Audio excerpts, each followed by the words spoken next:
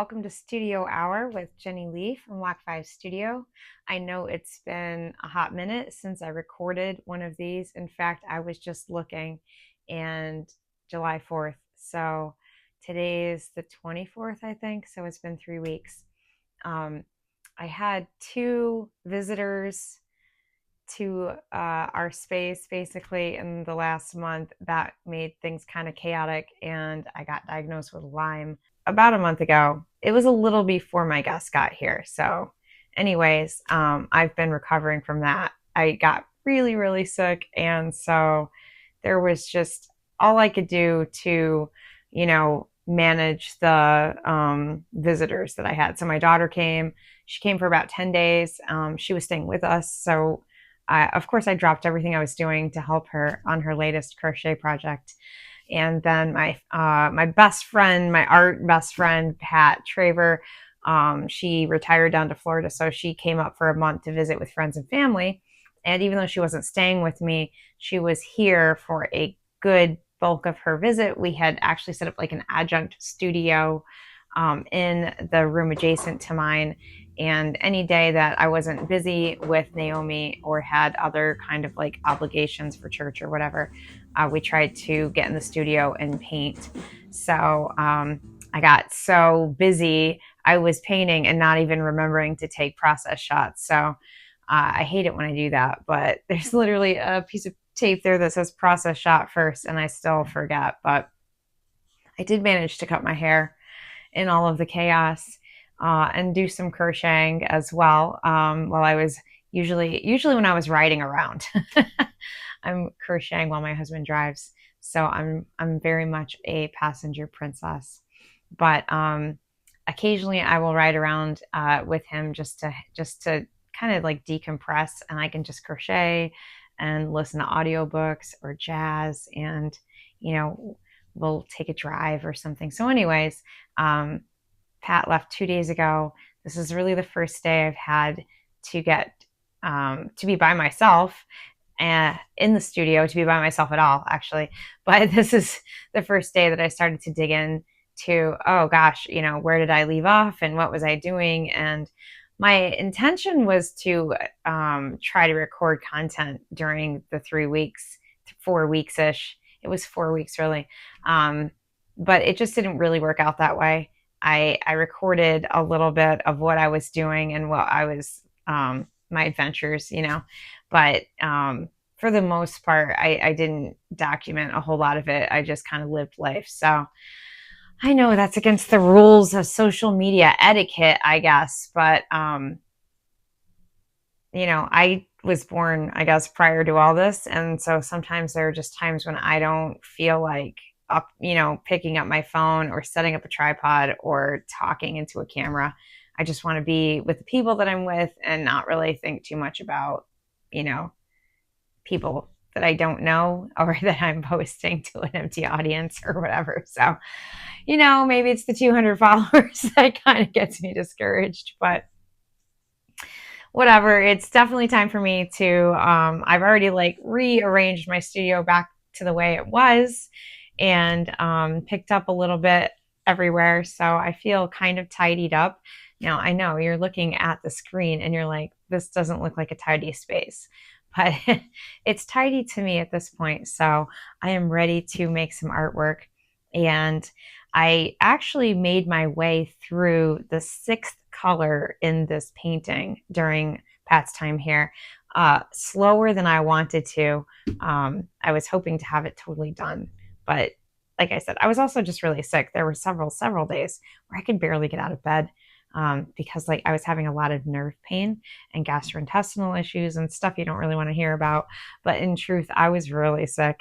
And then I was put on antibiotics, and that made me sicker. So here I am. Thank you for being patient.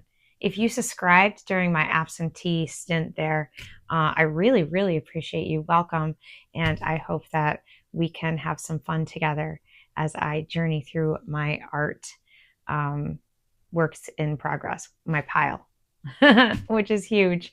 So I got through color number 6. And what that means is I want to use some of the leftover paint, which is what I like to do, to create my mini abstracts, which you see a couple of them sitting here.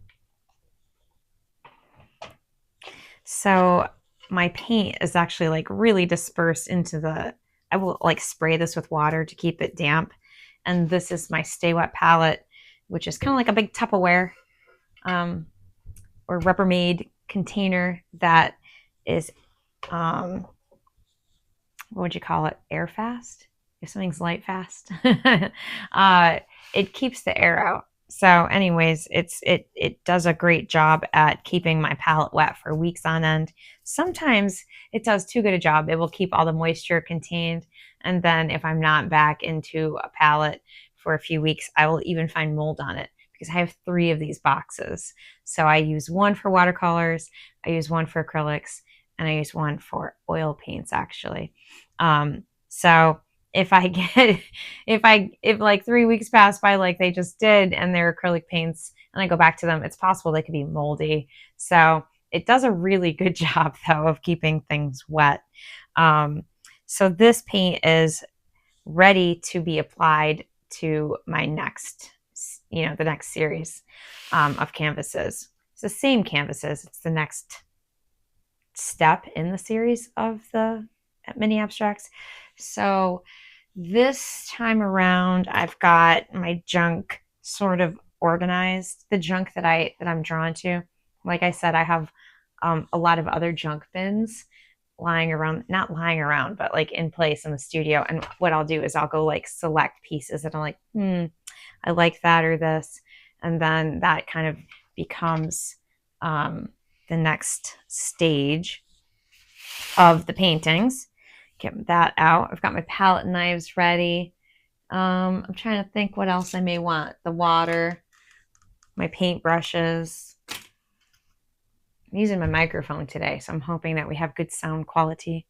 I've got one here and I've got one here. So I'm going to see how that goes. Let's grab a fresh water. I've got one over here actually. And push this aside.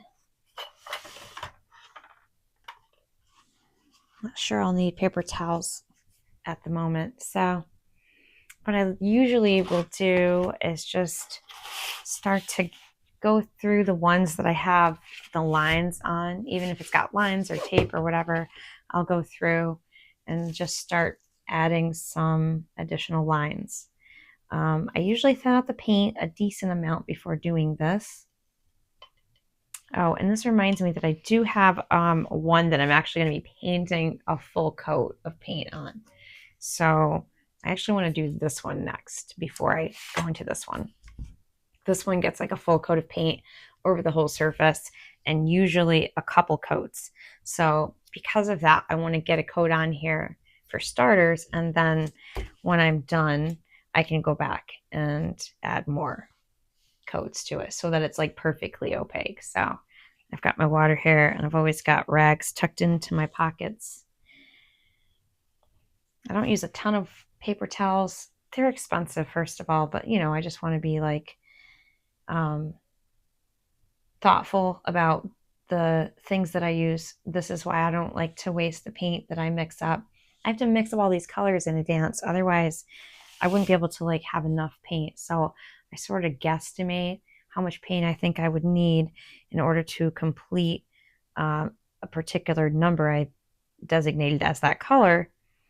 And sometimes I'm pretty good and I'm kind of right on the money, but I don't really want to be too much on the money because I need touch-up paint. It's a little gritty here. Right on the edge, it must have dried up a tiny bit and got like a little bit separated. Anyways, I want to have enough so that I can, feel free if I want to make another whole like if I go back and I think, wow, that coat is just a little too translucent. I'm not really sure I'm getting good coverage. I still want to be able to put another coat on there. Mostly though, it's just for touch-ups. The paint, the subsequent layers sometimes splash or something, or I drop the brush. That's happened before. The edges get scuffed up. Lots of things can happen. So I have enough to do that. Once I call the painting done, then I actually will use all of the paint up It can't just sit in the jars forever. It will last a long time though in the little, I use the little 4-ounce mason jars. I think these are 4-ounce, to keep my paints, and they work really, really well. They'll keep your paints wet for years, at least many, many months, if not years. And I don't use an extender, but I do spray a lot of water as I go and mix. I wouldn't say I make it runny. It's still fairly thick, still fairly heavy body. Excuse me. But enough to get a nice viscosity. And I'm picking up like grime on the edge here, so I'm just trying to find a better spot here. It won't really matter in the other pieces, but in this particular one, I want smooth coverage, and these little chunks are kind of hurting my sensibilities. I'm not even sure if I will keep this in the video or not. My goal with making these was to become more authentic, more real. So I may not chop things out. I don't know. That's where I'm at so far. It's probably more interesting to see an overhead view if I'm doing one of these videos, but right now this is how I'm doing it. I could probably set that up though. It makes me think that maybe I should consider it and continue the video from overhead. That could be one thing I could do. It's like change angles in these videos. I have a new phone that is happening. I just haven't switched over all my accounts yet, so I still need to do that. So once I do that, I actually will have like an extra recording device, which is kind of cool. Technically, if I use my phone right now to record, which I can, then I don't really have access to my phone though, so I don't often do that. But yeah, I'm thinking what would be kind of cool would be to angle the vantage point overhead so that it would be easier to see what I'm doing. Could be an option. Once I start actually making marks and stuff on the canvas as well, I'm not sure it matters as much, but it could. Be interested to know what you think.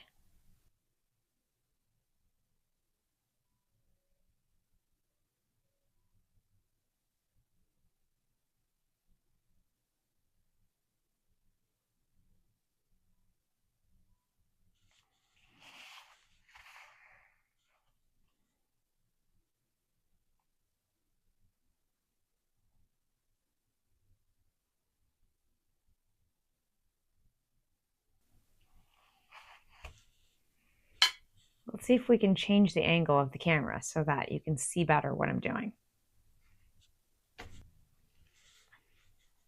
Okay, so I just moved the iPad, camera, whatever you want to call my device, a little bit closer because, you know, I wouldn't want to stare at my face for a solid hour.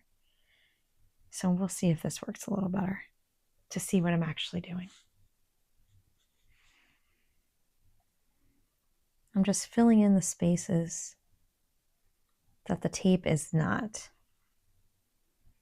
And I could just paint over the whole thing in one full swoop. But I don't like doing that because I get confused. Where I'm at, what color, what layer. So I actually do try to honor the shapes.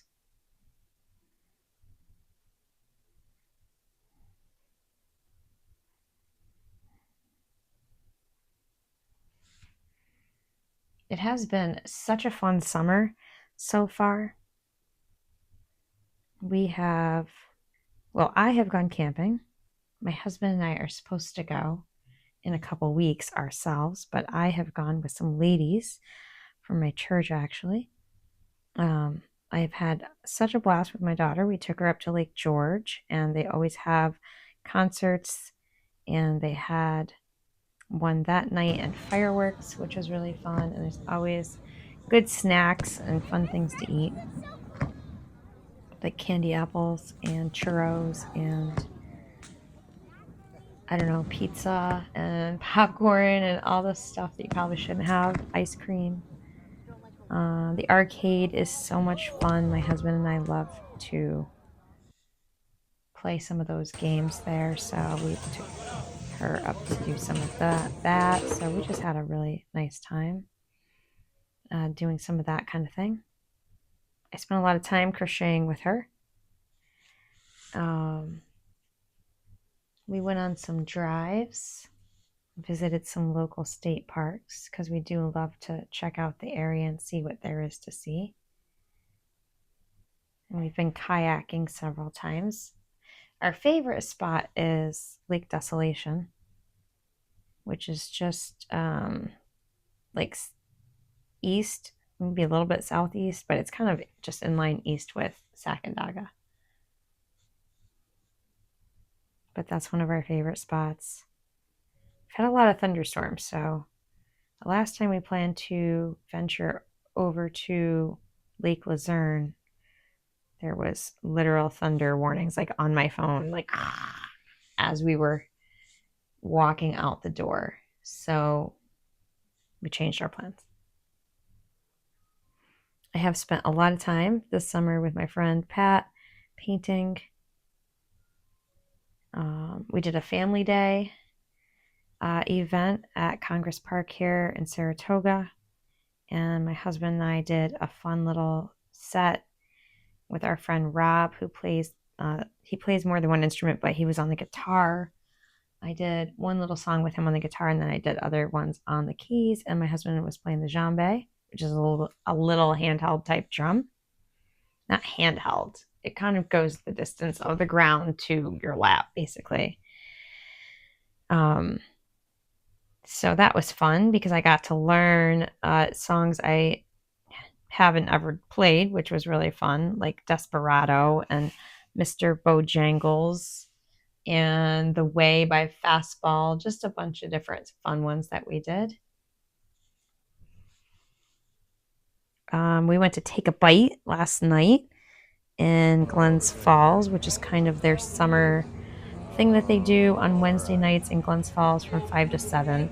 All the restaurants can set up like tents and do a little bit of outdoor style cooking on the spot, or they have like the heated containers, and they have some of their specialty items like for a little sample of it. It's actually sometimes a good size sample for $3, $4, $5, and you can try all different types of things. So we did that. That was really fun. I spent the day up on Monday at Weowaka in Lake George, which is a camp for women, on Monday, which was just amazing. Lake George is just the clearest lake I can ever remember. When I was up camping with the ladies, we went up to Rogers Rock, and the water was just ridiculously clear. And then even down at Weowaka on the south end of the lake, it was still so clear. I'm not a big fan of swimming in oceans where I can't touch the bottom or I can't see. I can't see the bottom. I don't mind swimming where I can't touch. It's more like I don't like to swim where I can't see my feet, though. That's makes me uncomfortable. So I always appreciate when I get to go swim in Lake George because the water is so clear. It's pretty crazy. I don't know if I posted the reel of that on YouTube. I'll have to do that. I think I did on my other platforms. So I think I forgot to do that on YouTube. Or maybe I did. I don't remember. Don't quote me on anything because I am forgetful.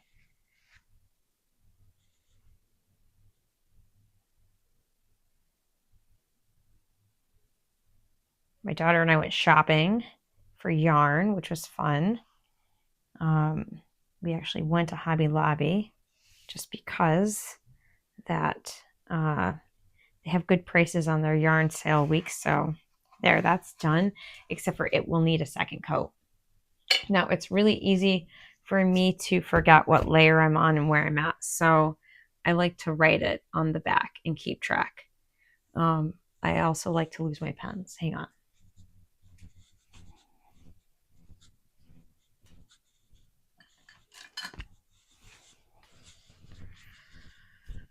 Okay, here we go.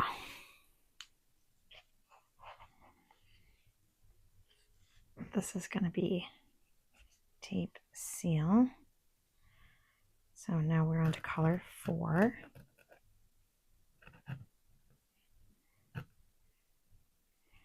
Coat number 1. This one might only need 2 coats. So once I get that second coat on there, and I can put the next layer of tape, and then I can seal it, and then I can put the next color on there. There is sort of a little bit of a process to getting this one done, at least the way I like it to be done. It doesn't have to be done that way, but it's the way I like it. Whoops.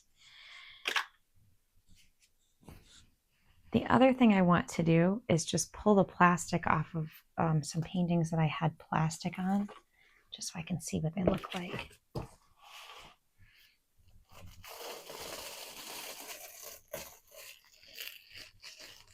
All right, this tape is wanting to go rogue. I think I'll tape it down.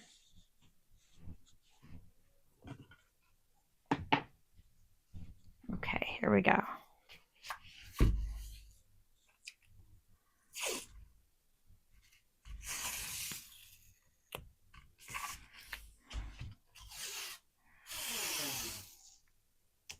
I don't know if I like that. I love the edges.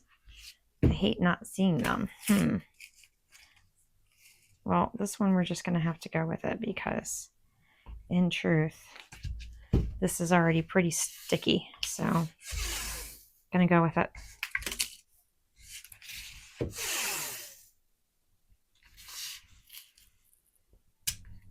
There we go. I'm committed. So, I do want to just add a little extra piece here because I kind of wrecked it when I did that. All right. And this one.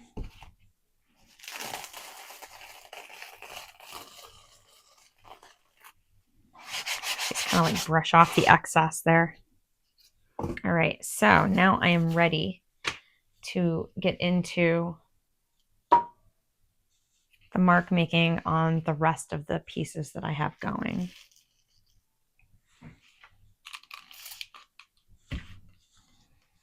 Sometimes it's just a simple palette knife that I'm using. And all this leftover paint here to bring it in so you can see it a little better.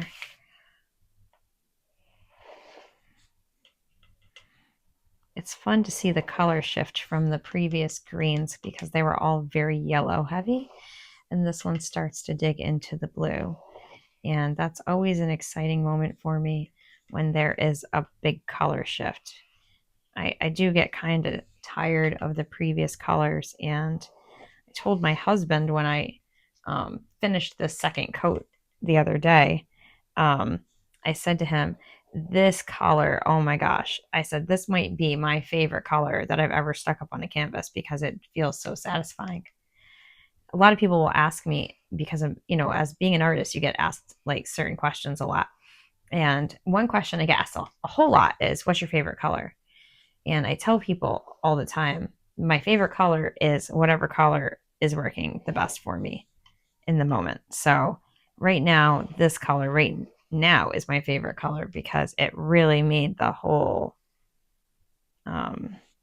painting come together, I feel like, and start to pop. So I'm really excited with the values that I'm achieving with it. I don't always know what things are going to look like, so I have to just kind of guess.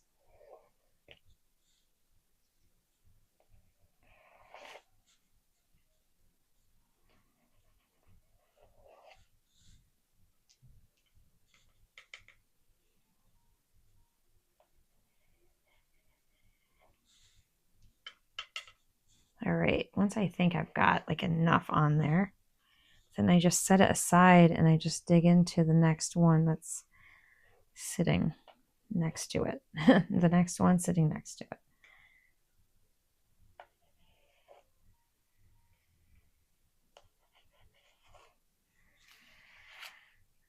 Good enough, I think. Maybe one more mark. I always add one more. I forget who said take one thing off in the morning before you leave your house so that you don't have a like overcluttered fashion statement. But in this case, I always want to like add one more mark. I think that it's a good thing to do. All right, so now I get to play the shifting game where I start to shift everything out of my way. I've got like these racks set up so that the paintings I want to work on are near enough where I'm not having to hop away. But I still have to do a little bit of rearranging when I'm working. Okay. This one is just another series of lines that I'm going to be putting on the canvas for now.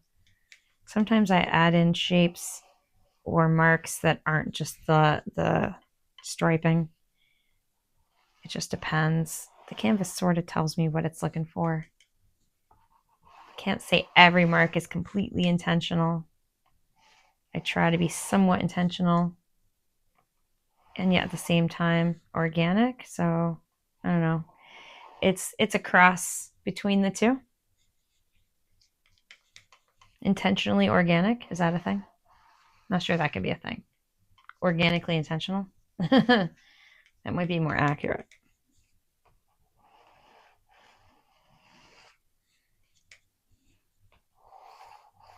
And these are just my playtime paintings that I love to make when I finish a particular color to use up the paint on my palette.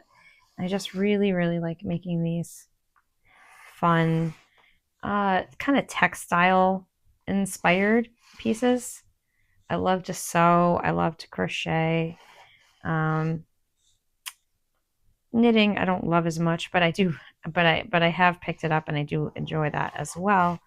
All right, this is probably good. Sometimes I look at it in the screen there so that I can see from a distance what I think of it. Let's get this one because this one uses a palette knife. So I usually wet my palette knife, even if it's metal, just so the paint isn't as sticky to it.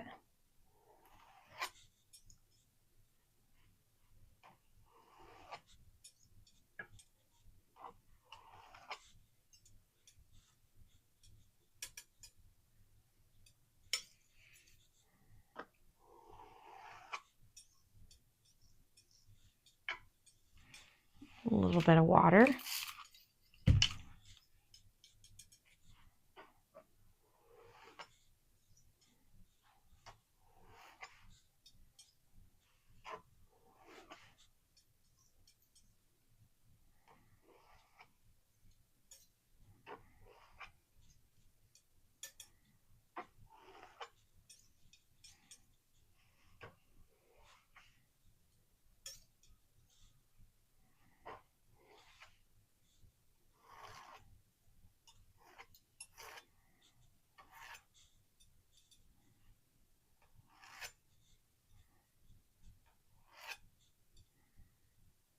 If I flip the palette knife around, it makes a little bit different shape. So I do that just to get some variety in my mark making.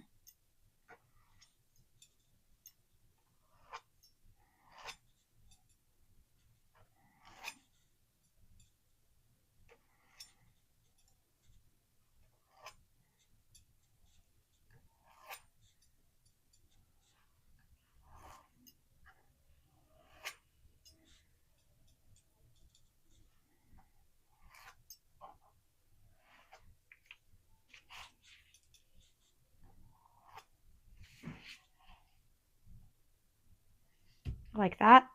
Still very Mardi Gras. We'll see how it progresses back into the purple, because that's where it's headed, is back into the purple. So I'm interested to see what that looks like.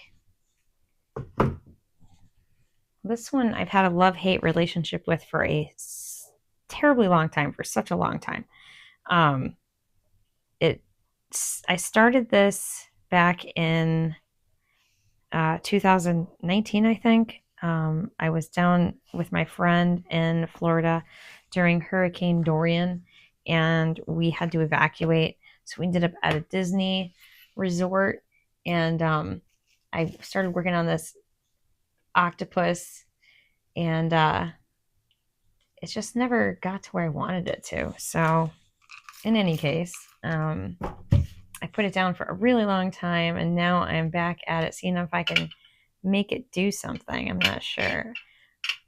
I just picked this like mold thing up at a garage sale for 50 cents or so, and I haven't tried it yet, so I thought today could be the day. Let's see what it does. Interesting. It's kind of like weird sounding on the glass, I will say that. Let me grab some paint and like spread it out so that it has something to grab onto. Maybe a tiny bit of water. I hate to thin it too much because then it doesn't want to pick up any. It's a balancing act. It's a viscosity balancing act. All right, so let's try this again. It's faint. It's kind of neat. It's not doing the video any justice because I doubt you're seeing what it's doing, but it is making some faint kind of cog looking marks, which are interesting. So I don't want to dismiss it entirely. It's going to be a subtle mark on this already chaotic background. See if I can get it to maybe drop more than one stamp. Sometimes the edges of these things that I'm playing around with are so thin that I can't really get more than one stamp out of it because it's already holding so little paint to begin with.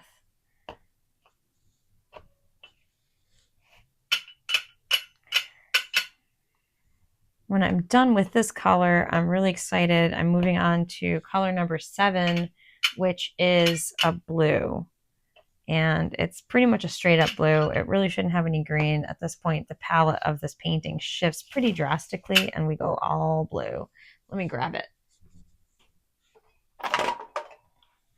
I mean, it's got a little bit of green in it, but it's blue. And I'm pretty excited. These things are, see, it's that seal. Look how much paint I mixed up for that.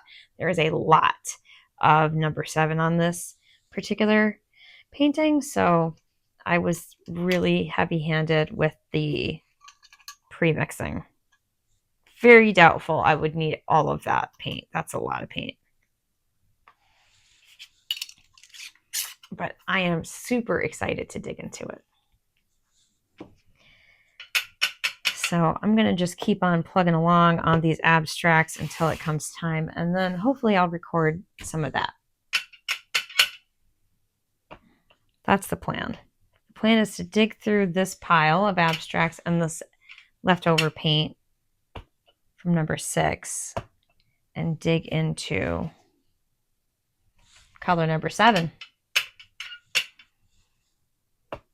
It's probably the most prolific color on the canvas, being a good bit of the background. So it's going to be a push, and I have somewhere to be tonight by 6, so I don't know if I'll get it done, but I will do my darndest.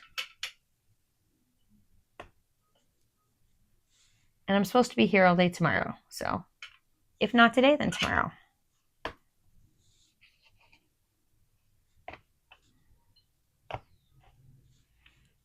All right, that's about the most of that scratchy noise I can tolerate, so I think I'm going to just set that aside and set Mr. Octopus aside as well. Really want to dig into one that I'm doing like a splashy effect on. I like to do these. I feel like I'm doing a little bit of exercise when I'm doing them. Maybe not much, but you know, I am moving my body. It does take some energy to do it. Definitely a big color shift from the previous several colors, though. Those are very like yellow heavy greens, and this one's got so much more blue in it. It's satisfying to see the shift, actually.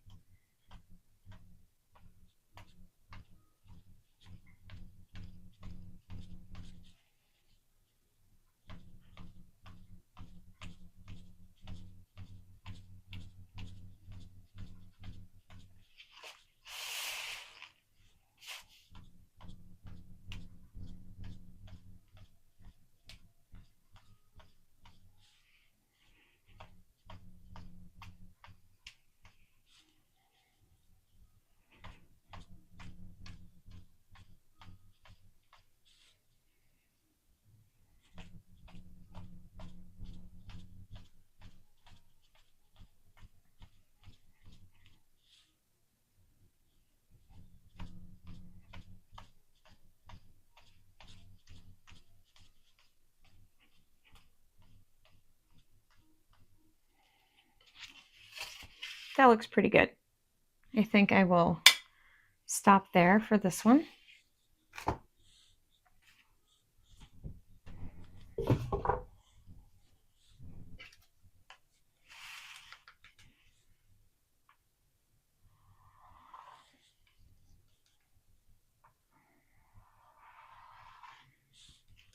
When I'm working on pieces like this, I'm brought to mind of my lessons, my art lessons from high school and college that taught me about how complementary colors really pop against each other. And it's not always that I would think to pair, this teal and that like purpley red green back there, or red orange back there. But they do exactly what my instructors said they would do, which is they visually do pop, it's cool to see art theory take shape in a piece for real and not just try to conjure that, which I'm not saying you shouldn't do. I definitely think color theory, art theory, whatever you want to call it, when you're planning your pieces, it shows when you do. But I do think that it is a fun surprise when you watch it happen and you weren't really planning it necessarily.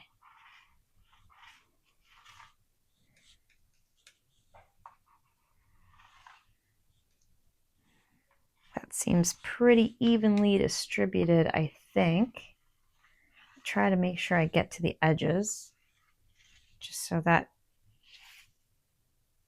the color is kind of everywhere.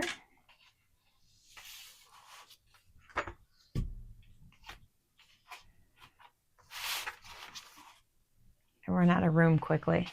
I have a rack set up, but they have to become partially dry really to go on the rack without danger of wrecking them. So until they're partially dry, they need to lie flat for a few minutes.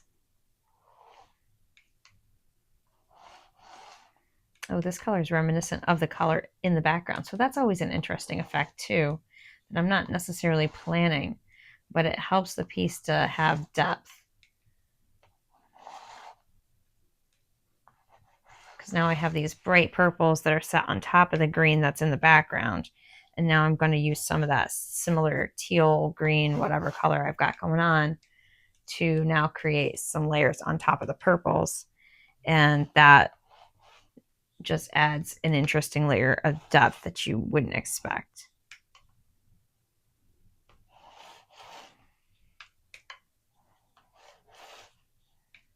I ended up doing a lot of taping of these canvases. I am always shifting the tape and moving it around during Pat's stay, but I didn't really want to do recordings. She's kind of camera shy, so I ended up just not doing much recording of what I was doing. I was just not in my element. I guess that happens to everybody when they have house guests. I've had several people tell me, oh my goodness, that's a long time. Even if one of them wasn't staying with you, it's a long time to be cognizant of having company in your world. So, which I would have to say I agree. I enjoyed it immensely, but I also enjoy my time alone. And these two ladies, my friend Pat and my daughter, they both enjoy their time alone too. So it's one of those types of things where you have this really wonderful relationship and you love the person and you can't wait to be with them. And yeah, at the same time, everybody is really happy to kind of go back into their own world at the end of it and head back into their space, do what they do, and then meet up next time. So it's like an ebb and flow. Is that a thing? Ebb and flow of just, interacting with people at different times. But the summer, we definitely tend to get concentrated busy. It's really, we don't have a ton of great weather. In fact, even up through June, all the weekends were just terribly rainy and chilly. So it's only been recently that we've even had decent weather to go do things. And I was sick with a Lyme for several weeks, so I wasn't even always feeling up to it. I wasn't feeling up to doing much. So I'm definitely significantly improved now. I don't like taking antibiotics, but I am grateful that they were there to be taken. Because I guess Lyme disease is no joke, I've been told. So I shouldn't have waited so long to go, but what are you going to do? I did. So I'm going to try to get through these. I don't know if I'll record the whole thing and then time lapse it. I'm not really sure what I'm going to do. You'll see it. You'll see the end result, though. I hope you enjoy it. But I'm going to work through the rest of these, and then I'm going to head over to the big painting and do a little bit of that. So I'll probably stop chatting so much and let you all just enjoy me finishing up these. And I'm going to try to race through them so I can get into the fun part, which is putting color on the big canvas. All right, so here we go.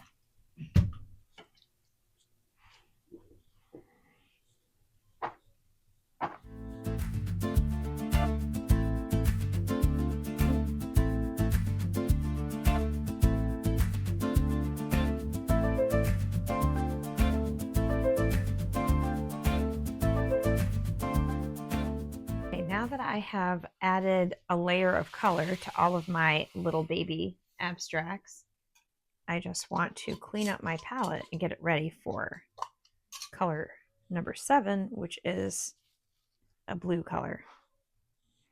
So I just gonna squeeze out all the paint I can squeeze out from everything. Dunk that in my water.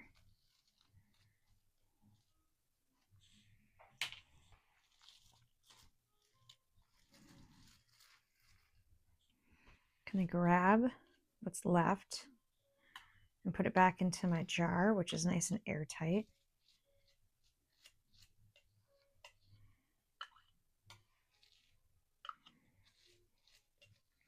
That just leaves me with a little bit of paint on the palette itself, which I'm going to use the plastic on the two that I'm using the plastic on.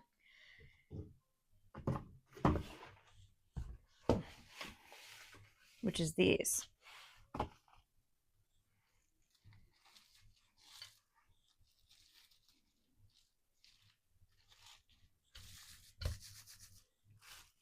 I've got another piece here. It doesn't really matter that it has paint on it.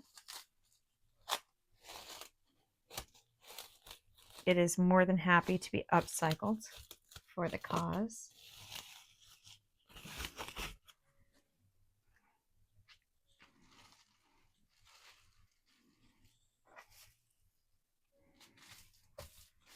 I'm just gonna like grab as much of the paint from the palette as I can.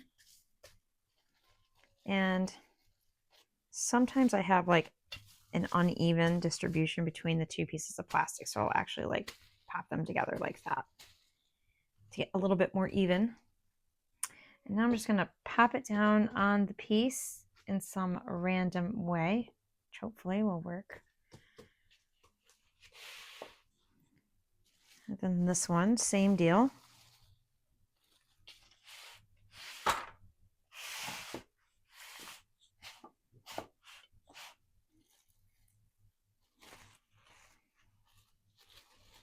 And I'll try to get the paint kind of all over the plastic.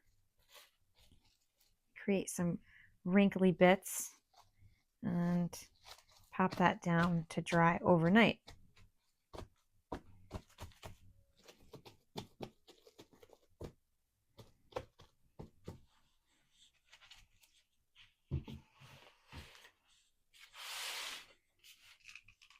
Now I'm going to just give it a quick spritz. Grab my scraper.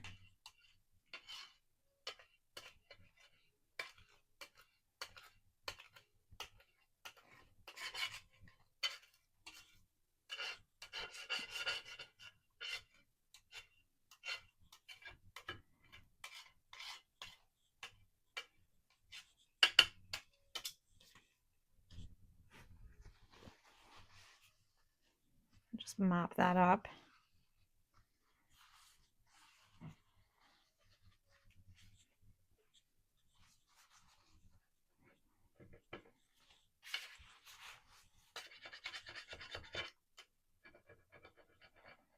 Even if it dries, the acrylic paint can't stick to the glass. So that's why I like using a glass palette versus like a wooden one or a plastic one.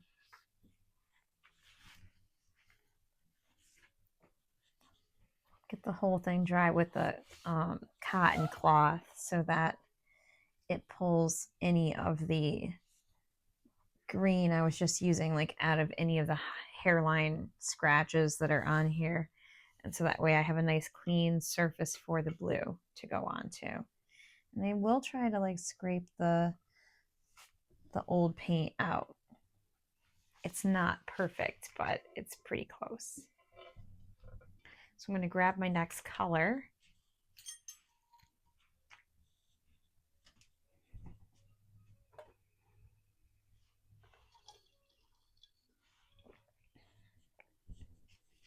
Which is over here. And my plastic wrap.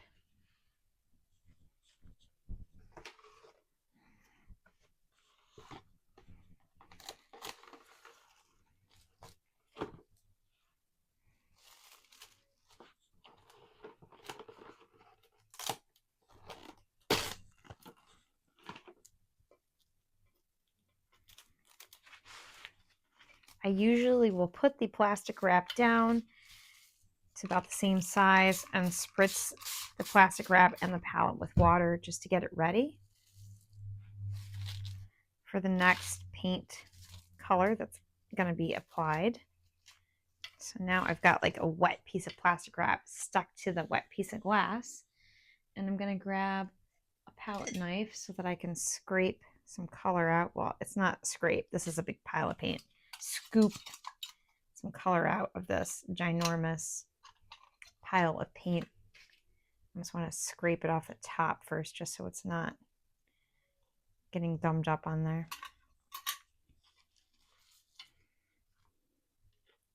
And I'm going to scoop out a pretty sizable pile.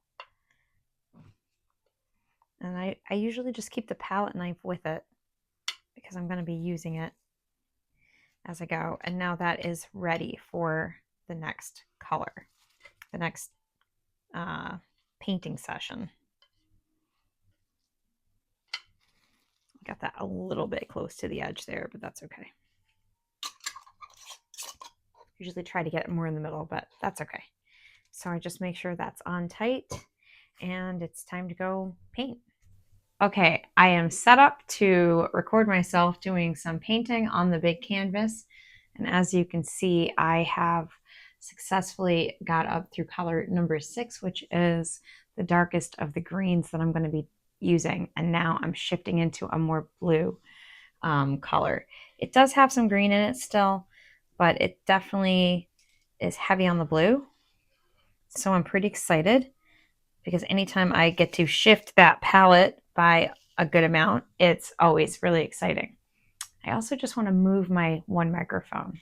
Okay, there we go. So we just put my paint on my palette, so I am ready to go. My brush, I've already wet it, and I'm going to be coming around the far corner. So I like to work from, let's see, left to right. just because I'm right-handed and I don't want to like smear what I've already been painting. So I often will paint from left to right, top to bottom. I'm going to move this down some just to make it a little easier to reach. All right, there we go. I just slowly so it doesn't like slam down into the easel. Okay.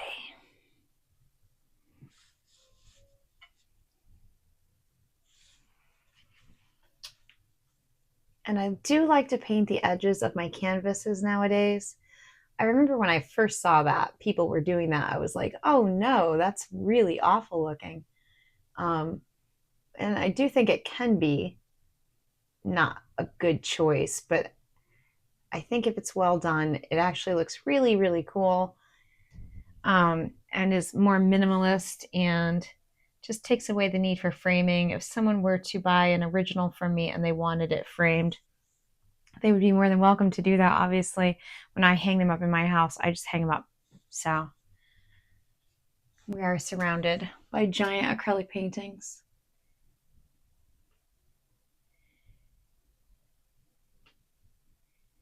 Most people walk into our living room and they're like, whoa.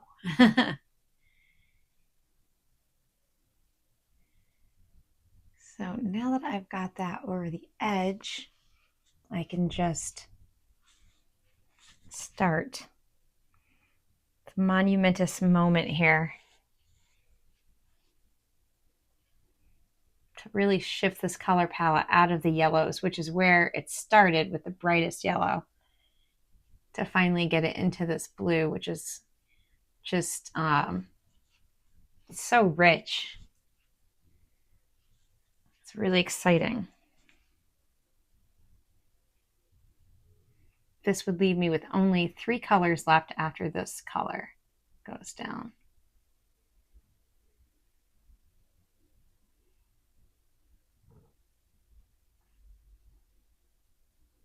And really, this one I mixed up probably more than I need, so I should have fun using it up on other projects. It doesn't really go anywhere. So I was eyeballing the mini canvases as I was kind of shifting them out of my way and really thinking about how this color blue would impact them.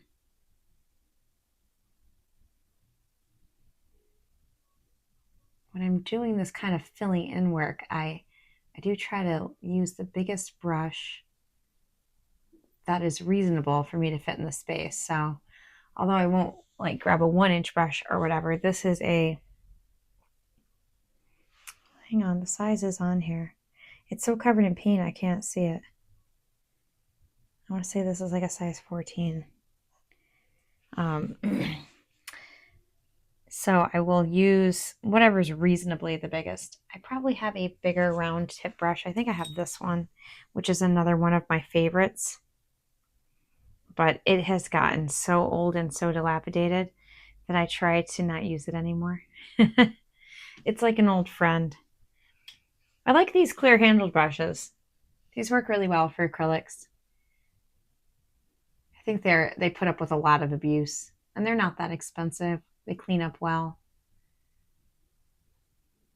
The red one I just had in my hand that I really love has a wooden handle, and so that has taken abuse over the years from being left in water for too long. And so these plastic ones don't actually tend to have the same kind of reactivity to water, although they don't do well if you leave them in water indefinitely. But for a forgetful person like myself, the plastic handled brushes can be a lifesaver. It's the only medium that I really use a plastic handled brush with. With watercolor, my brushes are wood handled, and with oil, they are as well, but I can get away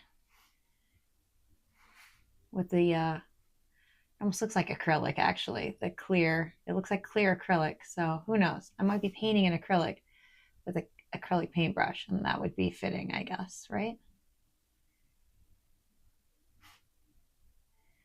So it's been a little bit awkward also to try to get back into the swing of things now that everybody is gone, although I'm grateful for that. And we're not done with our summering at this point. We still have a camping trip planned for the two of us, my husband and myself, over to Lake St. Catherine in Vermont, which I'm really excited about because he and I bought a camper even though we have never been camping together. Well, I say that it's a little bit of a fib. We actually stayed in a lean-to in the Adirondacks for one night. That was kind of crazy. I'm not sure I slept at all. I know I was ready to go home the next day for sure, but it was a neat experience. And the last year we've dug around looking for campers for quite some time. I had gone on the ladies camping trip from our church last year, and I was fortunate enough to stay at a pop-up instead of a tent. I say fortunate, that's also with a grain of salt, because it was, it was a pop-up, and it was an old pop-up, so that was an experience in and of itself. But it got us really thinking about what it would be like to have like our own RV type camper thing. And we started looking around, and we found one that was used and in excellent use condition in the late spring.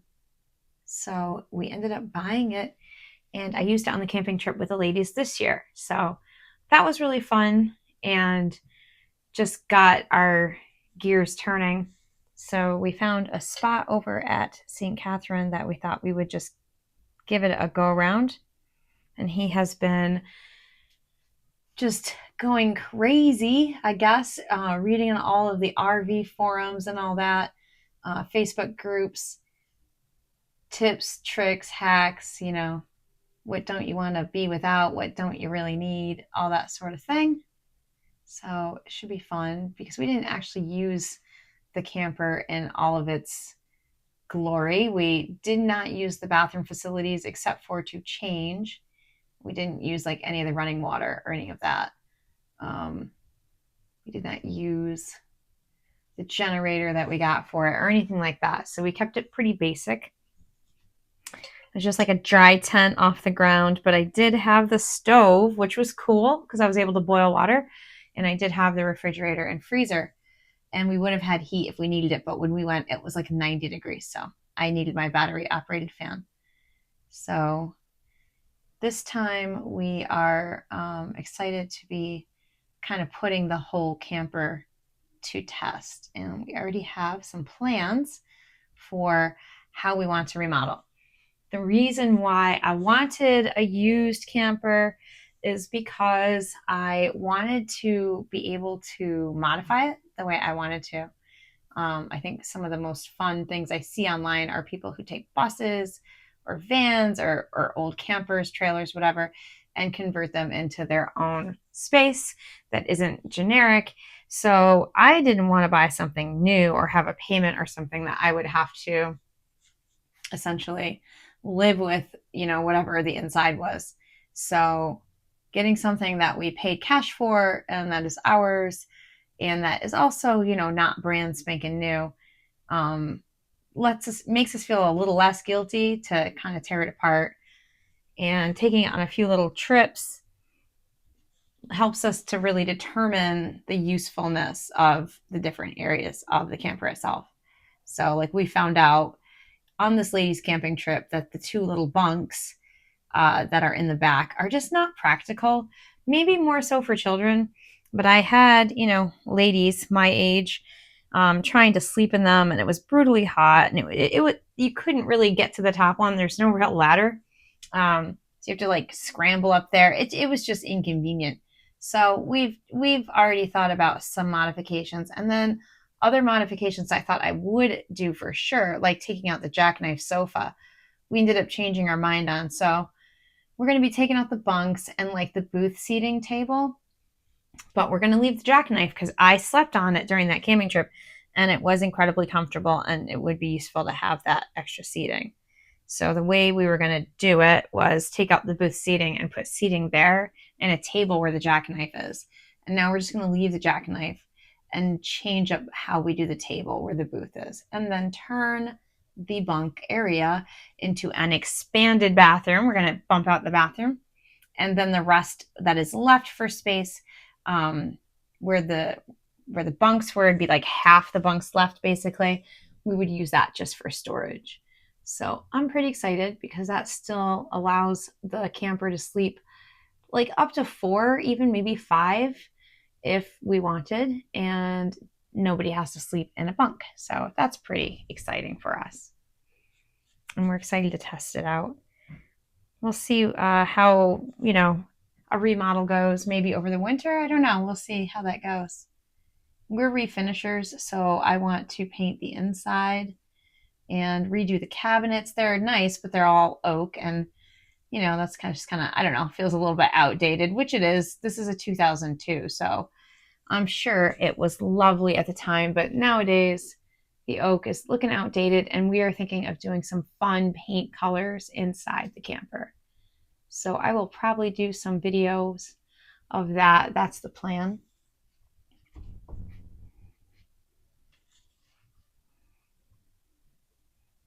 We'll see. I don't know what direction this YouTube channel is headed, but as long as I don't have too much company in town, it's headed down my creative journey, wherever that takes me. So if you are a creative person, or you like to follow a down-to-earth creative person, that is me. I am here and ready to interact with you. So this is kind of the slow, tedious process. It is basically to start filling this in. Each of these spaces that have the number 7, just like the previous colors, will get 2 to 3 coats. I match the doing the abstracts, but it comes off in soap and water. So anyways, what I'm going to do is I'm just going to go through and I'm going to get the first coat on here. I don't know how long it's going to take. It will take probably several hours. Nothing really worth listening to me drone on about indefinitely. So I'll probably just do a time lapse until I run out of time, because I have an event at church I need to get to tonight. So I'll just do the time lapse. And when I run out of time, I will probably say goodbye. So yeah. Hope you're enjoying this video so far. And if you have been, please remember to like, subscribe, share, all that good stuff that people tell you that you have to do. You don't have to. I'm not the best channel on YouTube to watch. I'm not the best channel anywhere to watch. But if you want to watch my journey, or you're creative yourself, definitely drop me a comment and let me know what kind of artist you are. I'm totally fascinated by everyone who's creative, and I want to go check out your work if you're an artist. So anyways, back to painting, and I will see you in a little bit.